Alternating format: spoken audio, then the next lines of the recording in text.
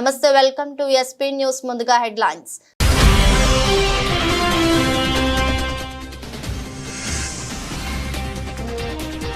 పట్టాలపైకి మరో 3 వందే భారత్ రైలు ప్రారంభించిన ప్రధాని మోదీ.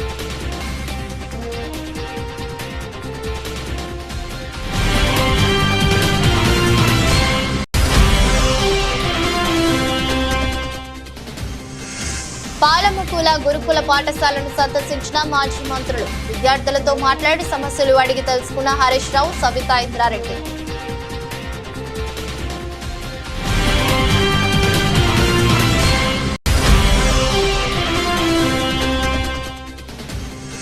ఫుడ్ పాయిజన్ తో ఆసుపత్రి పాలైన జాముగూడ గిరిజన సంక్షేమ ఆశ్రమ పాఠశాల విద్యార్థులు. ఘటనపై ఆరాధిస్తున్న బీజేపీ ఎంపీ పురంధేశ్వరి.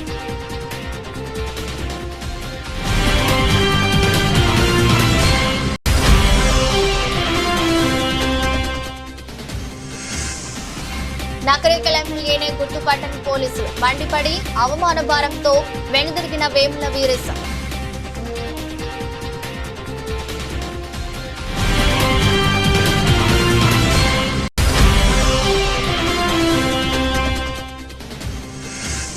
భారత అండర్-19 జట్టులోకి రాహుల్ ద్రవిడ్ కుమారుడు. స్వదేశంలో ఆస్ట్రేలియాతో మల్టీ ఫార్మాట్ సిరీస్ ఆడుతున్న భారత్ అండర్-19 జట్టు.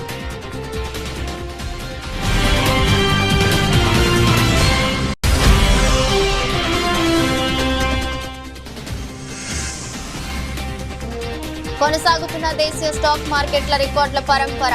10 లక్షల కోట్లు పెరిగిన సంపద.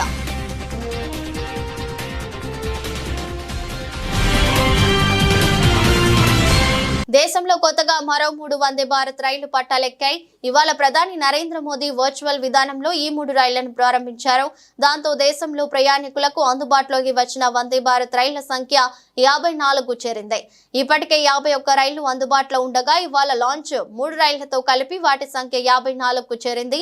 కొత్తగా ప్రారంభమైన 3 వందే భారత్ రైళ్లతో ఉత్తరప్రదేశ్, తమిళనాడు, కర్ణాటక రాష్ట్రాల ప్రజలు ప్రయోజనం పొందనున్నారు. ఎందుకంటే ఆ 3 రైళ్లలో ఒకటి మీరిట్ లక్నో మార్గంలో నడవనుండగా మరొకటి మదురై, బెంగళూరు, ఇంకొకటి చెన్నై, నాగర్ కోయల్ మార్గాల్లో ప్రయాణికులకు సేవలు అందించనున్నాయి.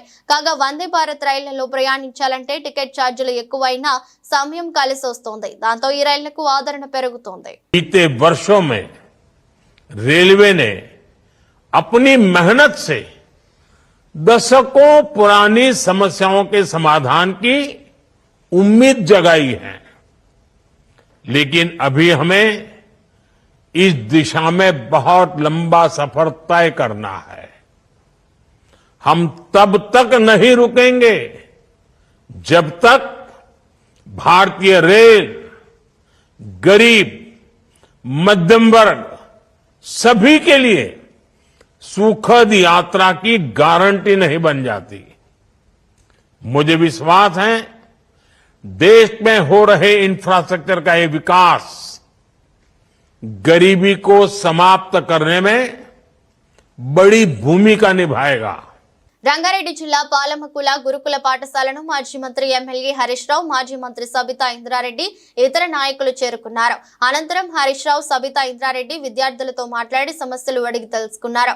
పాలమకుల గురుకుల విద్యార్థులు సబితా ఇంద్రారెడ్డి, హరీష్ రావులతో తమ బాధలు చెప్పుకొని బోరున విలపించారు. అనంతరం మాజీ మంత్రి హరీష్ రావు మాట్లాడుతూ విద్యార్థుల పరిస్థితి చూస్తే బాధేస్తుందని, విద్యార్థులు కన్నీళ్లు పెట్టుకుంటున్నారని అన్నారు. అన్నంలో, పప్పులో పురుగులు వస్తున్నాయంటే తీసి తినమని కొడుతున్నారని చెప్పారని పేర్కొన్నారు. ఒక జత బట్టలు మాత్రమే ఇచ్చారు, 2 జత ఇప్పటి వరకు ఇవ్వలేదని, బుక్స్ కూడా ఇవ్వలేదని 6వ తరగతి విద్యార్థులు చెప్పినట్లు ఎమ్మెల్యే హరీష్ రావు తెలిపారు. ఆ పిల్లలు అసలు వాళ్ళ కళ్ళల్లో నీళ్లు కారిపోతా ఉన్నాయి, ఏడ్చేస్తున్నారు, దుఃఖాన్ని ఆపుకోలేకపోతున్నారు. పిల్లలు భయంతో వణికిపోతా ఉన్నారు. మళ్ళీ మీరు పోయిన తర్వాత మమ్మల్ని కొడతారేమో, మమ్మల్ని ఇప్పటికే విపరీతంగా మరి కర్రలు విరిగిపోయేటట్టు కొడుతున్నారని చెప్పి పిల్లలు ఏడ్చుకుంటూ ఈరోజు చెప్పడం జరిగింది.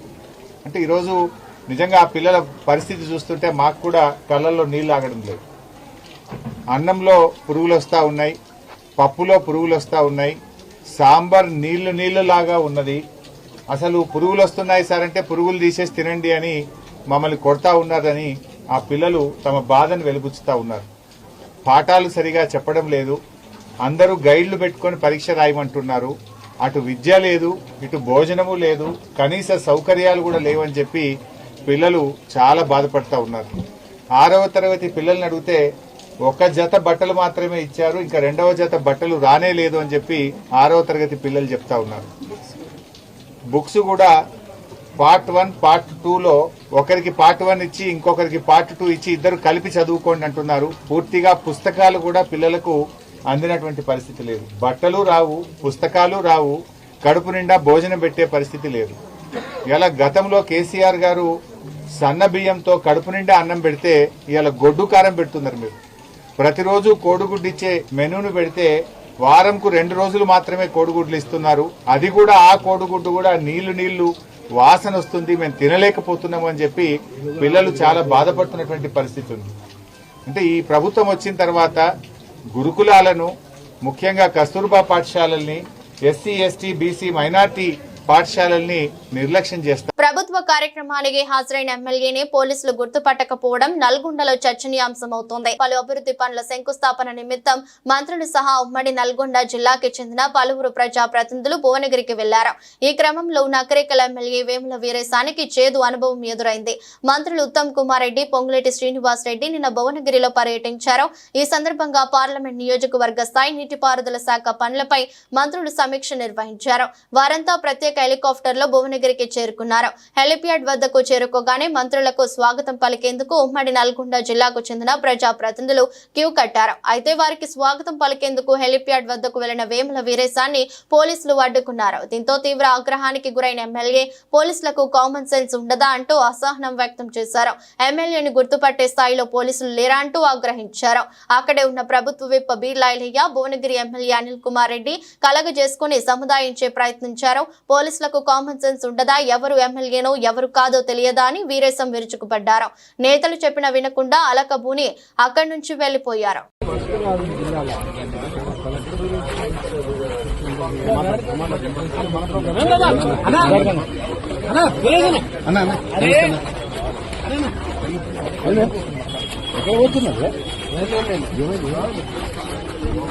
పోలీసుల కామన్ సెన్స్ ఉండదా?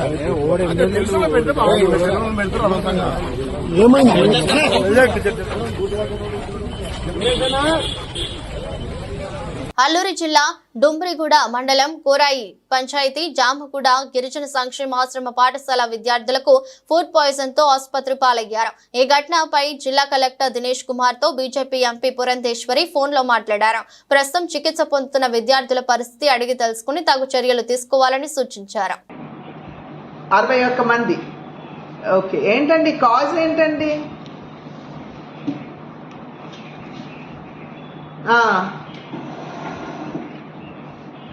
అయ్యో,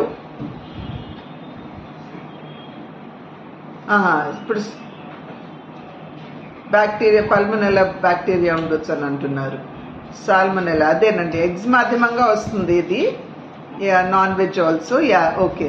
బట్ అదర్వైజ్ స్టేబుల్గా ఉన్నారు కదండి, ఇబ్బంది లేదు కదా? Okay okay okay okay. ఎంత దూరం, ఎక్కడండి స్కూలు? కరెక్ట్గా డుమ్రిగూడ మండలం అని అన్నారు.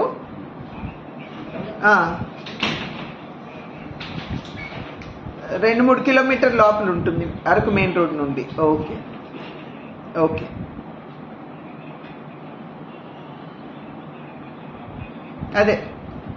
అది ఒక్కసారి మీరు దృష్టి పెడితేనండి మెన్యూ క్వాలిటీ అది ఏమన్నా మరి ఏమన్నా. యా, అట్లాగే. అదర్వైజ్ మెడిసిన్స్ అని అందుబాటులో ఉన్నాయి కదా సార్? Okay okay. సామాజిక భద్రతా భరోసా లక్ష్యంతో రాష్ట్ర ప్రభుత్వం పనిచేస్తోందని సెప్టెంబర్ 1న ఆదివారం సెలవు దినం కావడంతో ఒకరోజు ముందుగానే ఈ రోజు ఎన్టీఆర్ భరోసా లబ్ధిదారులకు పెన్షన్ అందిస్తున్నామని రాష్ట్ర సాంఘిక సంక్షేమ శాఖ, విభిన్న ప్రతిభావంతులు మరియు వయోవృద్ధుల సంక్షేమ శాఖ, సచివాలయం మరియు గ్రామ వాలంటీర్ శాఖ మంత్రి డాక్టర్ డోలా శ్రీబాల వీరాంజనేయ స్వామి అన్నారు. ఎర్రగొండపాలెం నియోజకవర్గం పెద్దారవీడు మండలం దేవరాజుగట్టు గ్రామంలో జోరుగా వర్షం కురుస్తున్న పండుగ వాతావరణం ఆవరణంలో ఎన్టీఆర్ భరోసా పథకం లబ్ధిదారులకు మంత్రి ఎర్రగొండపాలెం నియోజకవర్గ ఇన్ఛార్జి గూడూరు ఎరిక్షన్ బాబుతో కలిసి పింఛన్ నగదును పంపిణీ చేశారు. ఈ సందర్భంగా మంత్రి మాట్లాడుతూ ఎన్నికల మేనిఫెస్టోలో ఇచ్చిన వాగ్దానం మేరకు ఇంతకు ముందు 3,000 రూపాయలు ఉన్న పెన్షన్ ని 4,000 రూపాయలకు పెంచడం, 3 నెలల బకాయిలు కలిపి మొత్తం 7,000 రూపాయల పెన్షన్ జూలై మాసంలో ఇవ్వడం జరిగిందన్నారు. జూలై 1వ తారీఖున 7,000 రూపాయలు పంపిణీ చేసింది. పెన్షన్లు ప్రకటించినటువంటి తేదీ నుంచే 3 నెలల అరియర్స్ కూడా బకాయిలు కలిపి 7,000 ఇవ్వడం జరిగింది. అదేవిధంగా వృద్ధులు వికలాంగులకి 3,000 ఉన్నటువంటి పెన్షన్ రెట్టింపు చేసి 6,000 రూపాయలు ఇవ్వడం జరిగింది. దీర్ఘకాలిక వ్యాధులు ఉన్నటువంటి వాళ్ళకి, మంచానికే పరిమితమైన వాళ్ళకి 15,000 రూపాయలు వాళ్ళకి ఇవ్వడం జరుగుతూ ఉంది. దీర్ఘకాలిక వ్యాధిగ్రస్తులు కూడా 10,000 రూపాయలు ఇవ్వడం జరుగుతూ ఉంది. ఈ భారతదేశ చరిత్రలో ఎన్నడూ లేనంత విధంగా ఇంత గొప్పగా పెన్షన్లు ఇస్తున్నటువంటి ప్రభుత్వం తెలుగుదేశం ప్రభుత్వం. ఎన్డీఏ అధీనంలో ఉన్నటువంటి ఈ ప్రభుత్వం తెలుగుదేశం, జనసేన, బీజేపీలో కలిసి ఉన్న ప్రభుత్వం మీకు తెలియజేస్తా ఉన్నాం. ఈరోజు ఒక్కసారి తీసుకుంటే రాష్ట్రంలో ఆర్థికంగా లోటు ఉంది. అయినప్పటికీ సాహసంగా పెంచినప్పటి పరిస్థితులు మేము చేస్తూ ఉన్నాం. ఇదే కాదు, అభివృద్ధి సంక్షేమాన్ని ముందుకు తీసుకెళ్తున్నాం. ఇప్పుడే ఒక వికలాంగ సోదరుడు పెన్షన్ లబ్ధిదారు చెప్పాడు, ఇది మత్కాపురం జిల్లాని చేయాలన్నారు. మేము ఎన్నికల ముందు చెప్పినట్టుగా తప్పనిగా మాట కట్టుబడి ఉన్నాం. కొంతమంది ఇక్కడ చొక్కాలు చింపేసి మా జిల్లా ప్రకటించమన్నాడు, తర్వాత మా ముఖ్యమంత్రి వద్దంటే ఆగిపోయామన్నారు. అలాగేముండదు, తప్పకుండా చేస్తాం. సిద్దిపేట జిల్లా దుబ్బాక ప్రభుత్వ ఆసుపత్రిలో మరో అరుదైన ఆపరేషన్ చేసిన వైద్యులు. సిద్దిపేట జిల్లా దుబ్బాక ప్రభుత్వ ఆసుపత్రిలో శుక్రవారం రోజున డాక్టర్ హేమరాజ్ సింగ్ ఆధ్వర్యంలో మరో అరుదైన ఆపరేషన్ చేసి మహిళా కడుపులో నుండి 4 కిలోల ఫైబ్రాయిడ్ గడ్డతో పాటు గర్భసంచిని తొలగించారు. దుబ్బాక పట్టణానికి చెందిన కంచర్ల లక్ష్మి మహిళ గత కొన్ని రోజులుగా కడుపు నొప్పితో బాధపడుతుండగా వైద్య పరీక్షల అనంతరం శుక్రవారం మహిళకు ఆపరేషన్ చేసి గడ్డను తొలగించారు. ప్రస్తుతం మహిళ ఆరోగ్యంగా నిలకడగా ఉందని వైద్యులు హేమరాజ్ సింగ్ తెలిపారు. ఇంత మంచి ఆపరేషన్ చేసిన డాక్టర్ హేమరాజ్ సింగ్ కు వైద్య సిబ్బంది, పేషెంట్ కుటుంబ సభ్యులు ధన్యవాదాలు తెలిపారు. వైద్యులను, సిబ్బందిని జిల్లా DCHS డాక్టర్ సాయి కిరణ్ అభినందించారు. Kancharla Lakshmi 53 years female. గత 2 సంవత్సరాల నుంచి బ్లీడింగ్ టీబీ తోటి బాధపడుతున్నది. 15 రోజుల కింద మనకి రావడం జరిగింది. ఇన్వెస్టిగేషన్స్ అన్ని చేసిన తర్వాత ఫైబ్రాయిడ్ యూట్రస్గా కన్ఫర్మ్ అయింది. హిమోగ్లోబిన్ 6 ఉండే, దాన్ని మనం 4 బాటిల్ బ్లడ్ పెట్టుకొని 12 గ్రామ్స్ చేసుకొని హిమోగ్లోబిన్ ఈరోజు సర్జరీ చేయడం జరిగింది. 3 కిలోల బరువు ఉన్నటువంటి మల్టిపుల్ ఫైబ్రాయిడ్స్ తీయడం జరిగింది. సర్జరీ విజయవంతంగా అయింది. అదేవిధంగా ఎవరికైనా సర్జరీ కానీ మెడికల్గా ప్రాబ్లమ్స్ ఉంటే దుబ్బాక ఏరియా హాస్పిటల్ రావాలని చెప్పి కోరుతున్నాను. Thank you very much. Gudlavalleru college వద్ద పోలీసులు ఆంక్షలు విధించారు. కాలేజ్ లోనికి వెళ్లకుండా వైసీపీ మహిళా నేతలను పోలీసులు అడ్డుకున్నారు. MLC Varadu Kalyani, ZP chairperson Uppala Harika, జిల్లా మహిళా అధ్యక్షురాలు కైలే జ్ఞానంలని పోలీసులు అడ్డగించారు. వాయిత విద్యార్థులతో మాట్లాడేందుకు వెళ్లిన వైఎస్ఆర్ కాంగ్రెస్ పార్టీ బృందం విద్యార్థుల ఆందోళనకు మద్దతు తెలిపేందుకు వెళ్లిన మహిళా నేతలను గేటు వద్దే నిలిపివేశారు. పోలీసుల తీరుపై వైసీపీ నేతలు ఆగ్రహం వ్యక్తం చేశారు.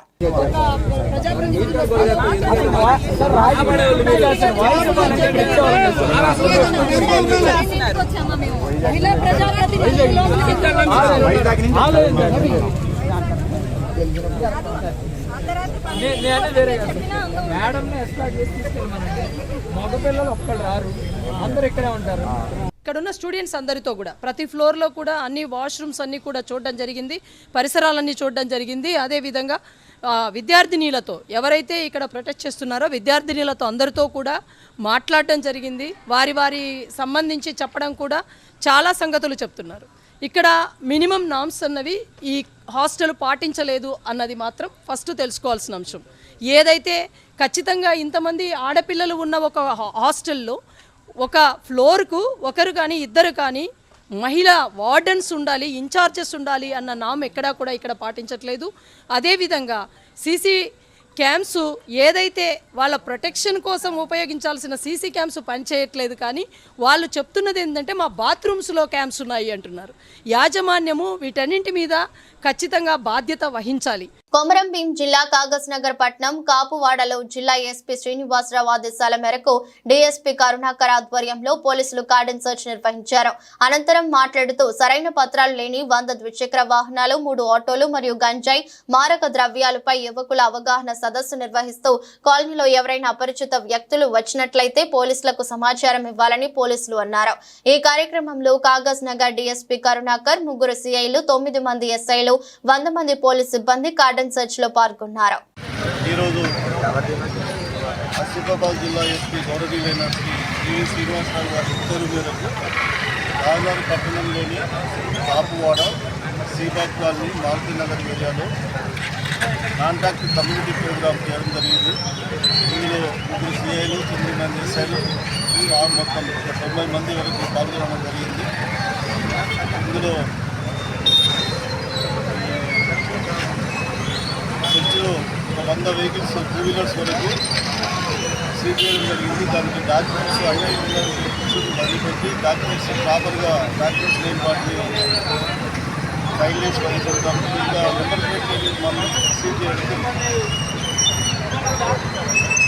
శనివారం ఉదయం గూడూరులో కేంద్ర మాజీ మంత్రి చింతా మోహన్ పర్యటించారు. అనంతరం ఆయన మీడియాతో మాట్లాడుతూ కేంద్ర రాష్ట్ర ప్రభుత్వాల వైఫల్యాలు, విధానాలపై ధ్వజమెత్తారు. ప్రజలను పూర్తిగా విమర్శించారు.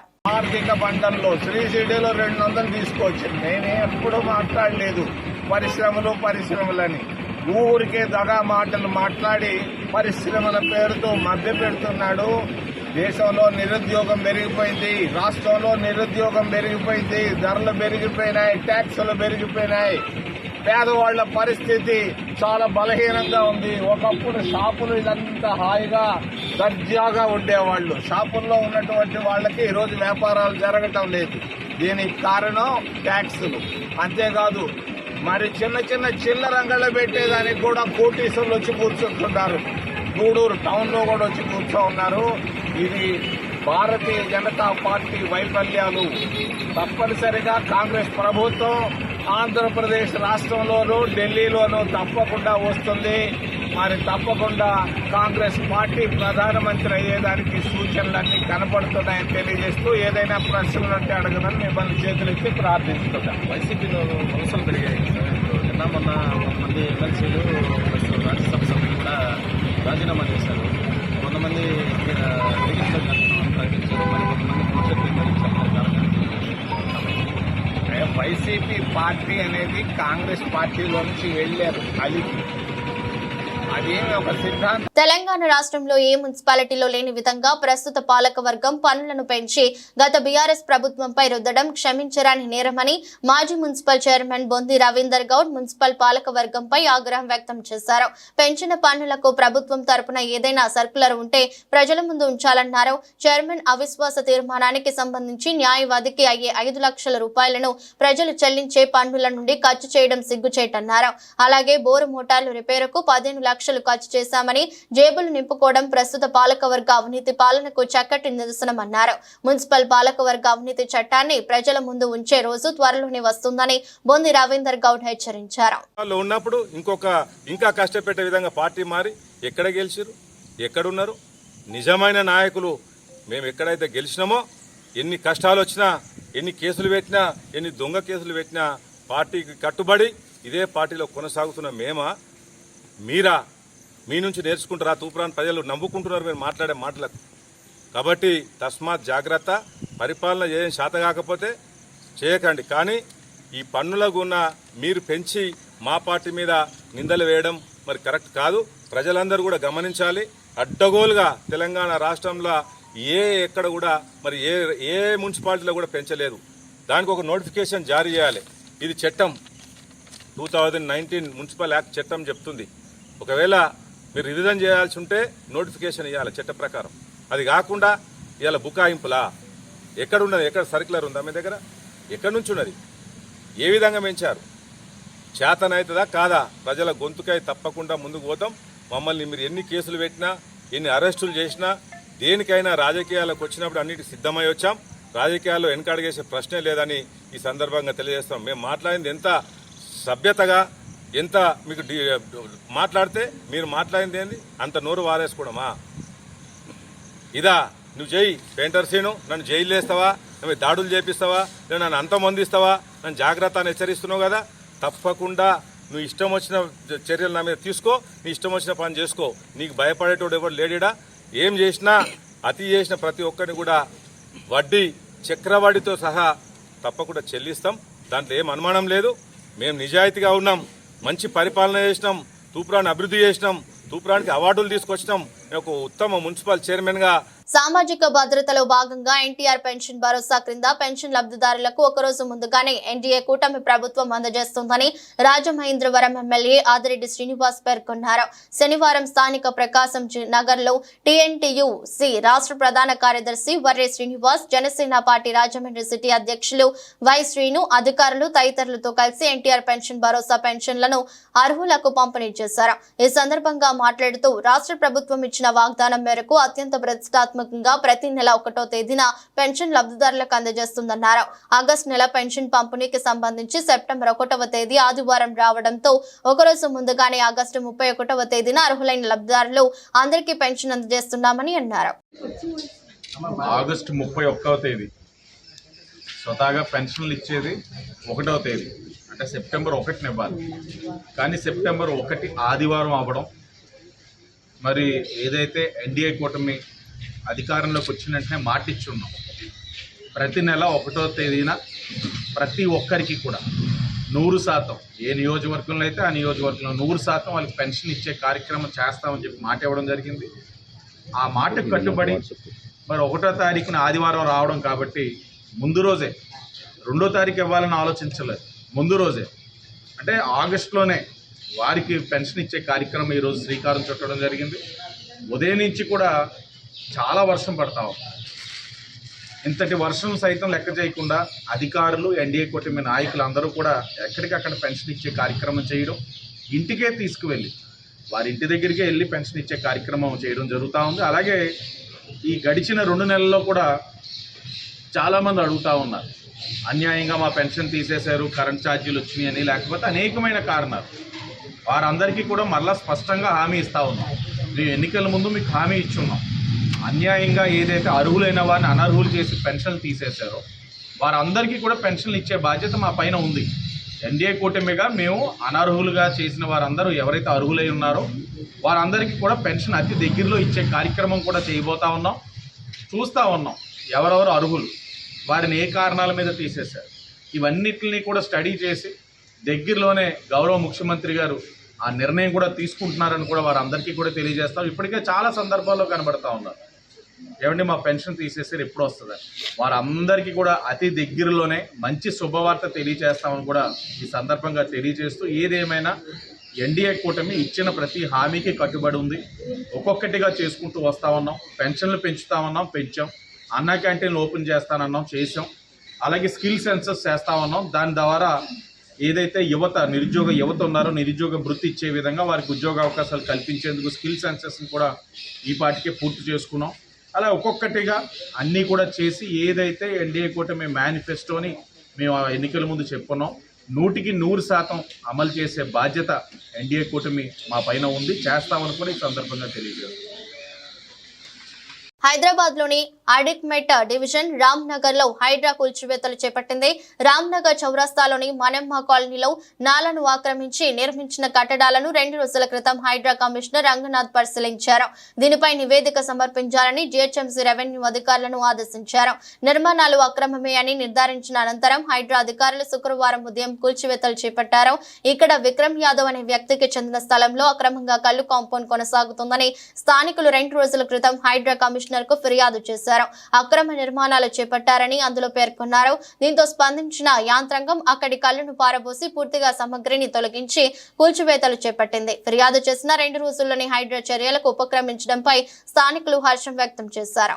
ప్రపంచంలోని అతిపెద్ద కార్గో విమానాల్లో ఒకటైన ఎయిర్ బస్ బేలుగా నిన్న హైదరాబాద్ లోని శంషాబాద్ అంతర్జాతీయ విమానాశ్రయంలో ల్యాండ్ అయింది. వేల్ ఆఫ్ ది స్కై అని పిలిచే ఈ ఎయిర్ బస్ A300-608 ST విమానం శుక్రవారం తెల్లవారుజామున 12:30 ఎయిర్పోర్ట్లో ల్యాండ్ అయింది. అంతకుముందు ఇది మస్కట్ అంతర్జాతీయ విమానాశ్రయం నుంచి బయలుదేరింది. థాయిలాండ్ వెళ్తూ ఇంధనం నింపుకునేందుకు ఇక్కడ ఆగింది. అనంతరం నిన్న మధ్యాహ్నం 3 గంటలకు తిరిగి థాయిలాండ్ బయలుదేరింది. ఈ ఆకాశ తిమింగలం ప్రయాణం ఈ నెల 27న ఫ్రాన్స్లోని టౌలౌస్ విమానాశ్రయం నుంచి మొదలైంది. ఆ తర్వాత అదే దేశంలోని మార్సేయల్లో ల్యాండ్ అయింది. 28న ఈజిప్ట్ రాజధాని కైరో చేరుకుంది. 29న కైరోలో టేక్ ఆఫ్ తీసుకుని ఓమన్లోని మస్కట్ విమానాశ్రయంలో ల్యాండ్ అయింది. అక్కడి నుంచి థాయిలాండ్ వెళ్తూ హైదరాబాద్ లో ల్యాండ్ అయింది. ఎయిర్ బస్ బేలుగా హైదరాబాద్ కు రావడం ఇది మూడోసారి. డిసెంబర్ 2022, ఆగస్టు 2023లో 2 సార్లు శంషాబాద్ లో ల్యాండ్ అయింది. ఈ విమానాన్ని 1995లో తొలిసారి పరిచయం చేశారు. టీమిండియా మాజీ కోచ్ కెప్టెన్ రాహుల్ ద్రవిడ్ కుమారుడు సమిత ద్రవిడ్ స్వదేశంలో ఆస్ట్రేలియాతో జరిగే మల్టీ ఫార్మాట్ సిరీస్ కోసం తొలిసారి భారత్ అండర్-19 జట్టులో చోటు దక్కించుకున్నారు. ఇక ఈ మల్టీ సిరీస్ లో భాగంగా భారత్ అండర్-19 జట్టు సెప్టెంబర్ 21, 23, 26 తేదీల్లో పుదుచ్చేరిలో జరిగే 3 50 ఓవర్ల మ్యాచ్లలో ఆస్ట్రేలియా అండర్-19 జట్టుతో తలపడుతుంది. ఆ తర్వాత సెప్టెంబర్ 30 మరియు అక్టోబర్ 7న చెన్నైలో 2-4 రోజుల మ్యాచ్లు ఆడుతుంది. యూపీకి చెందిన మహమ్మద్ ఆమన్ 50 ఓవర్ల జట్టుకు కెప్టెన్ గా వ్యవహరించబోతున్నారు. అలానే మధ్యప్రదేశ్ కు చెందిన సోహాం పట్వర్ధన్ 4 రోజుల మ్యాచ్లకు జట్టుకు నాయకత్వం వహిస్తారు. ఇదిలా ఉంటే సమిత్ ద్రవిడ్ ఇటీవలే తన మొదటి సీనియర్ పురుషుల టీ20 క్రికెట్ లోకి అరంగేట్రం చేశాడు. కర్ణాటకలో జరుగుతున్న మహారాజా టీ20 ట్రోఫీలో మైసూరు వారియర్స్ జట్టుకు ప్రాతినిధ్యం వహిస్తున్నారు. ఈ టోర్నీలో మిడిల్ ఆర్డర్ లో బ్యాటింగ్ చేస్తున్న ద్రవిడ్ ఇప్పటి వరకు 7 ఇన్నింగ్స్లలో 114 స్ట్రైక్ రేటుతో 82 పరుగులు చేశాడు. సమిత్ మీడియం పేస్ బౌలింగ్ కూడా చేయగలడు. అయితే ఇప్పటి వరకు అతని బౌలింగ్ వేసే అవకాశం లేదు. శనివారం టోర్నీ సెమీఫైనల్లో హుబ్లీ టైగర్స్ తో మైసూరు వారియర్స్ తలపడనుంది. దేశీయ స్టాక్ మార్కెట్ల రికార్డుల పరంపర కొనసాగుతుంది. రోజుకొక చారిత్రక గరిష్ట స్థాయికి చేరుకుంటున్న సూచీలు శుక్రవారం మరో మైలురాయికి చేరుకున్నాయి. అంతర్జాతీయ స్టాక్ మార్కెట్ల జోరు కొనసాగుతుండటం, విదేశీ సంస్థాగత పెట్టుబడిదారులు భారీగా నిధులు కుమ్మరించడం, వచ్చే నెలలో అమెరికా ఫెడరల్ రిజర్వ్ వడ్డీ రేట్లను తగ్గించే అవకాశాలుండటం మదుపరుల్లో ఉత్సాహాన్ని నింపాయి. ఫలితంగా ఇంట్రాడేలో 500 పాయింట్లకు పైగా పెరిగిన 30 షేర్ల ఇండెక్స్ సూచీ సెన్సెక్స్ చివరకు 231.16 పాయింట్లు లాభపడి చారిత్రక గరిష్ట స్థాయి 82,365.77 వద్ద ముగిసింది.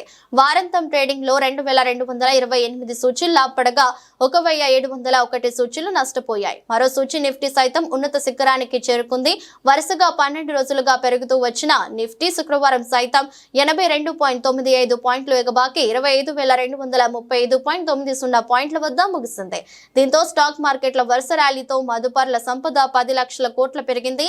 గత 9 సెషన్లలో సెన్సెక్స్ 1,941 పాయింట్లు లాభపడటంతో బీఎస్సీలో లైస్టెన్ సంస్థల మార్కెట్ విలువ 10,28 కోట్లు పెరిగి 4,64,39,993.77 కోట్లకు చేరుకుంది. వచ్చే నెలలోనే ఫెడ్ వడ్డీ రేట్లను తగ్గించడంతో గ్లోబల్ మార్కెట్లు ఉవ్వెత్తున ఎగిశాయి. దీంతో దేశీయ సూచీలు కూడా పరుగులు పెట్టాయని Geojit Financial Services head Vinod Nair తెలిపారు. వార్తలు ముగించే ముందు మరోసారి హెడ్లైన్స్.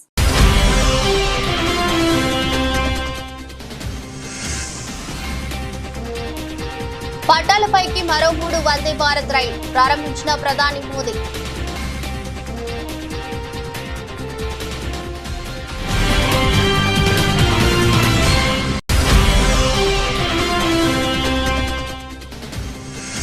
పాలముకుల గురుకుల పాఠశాలను సందర్శించిన మాజీ మంత్రులు. విద్యార్థులతో మాట్లాడి సమస్యలు అడిగి తెలుసుకున్న హరీష్ రావు, సవితా ఇంద్రారెడ్డి.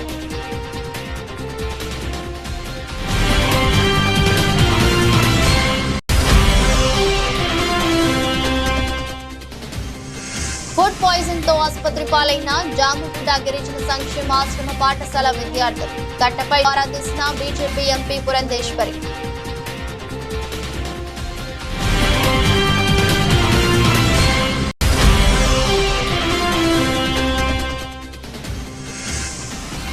నకరేకల్ ఎమ్మెల్యేనే గుర్తుపట్టని పోలీసులు. మండిపడి అవమాన భారంతో వెనుదిరిగిన వేముల వీరేశం.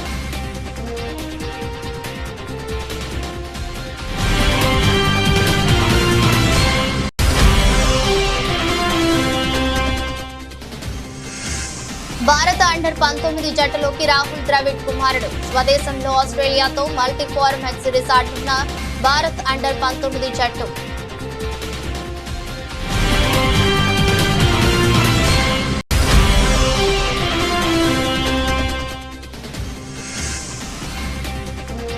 కొనసాగుతున్న దేశీయ స్టాక్ మార్కెట్ల రికార్డుల పరంపర. 10 లక్షల కోట్లు పెరిగిన సంపద.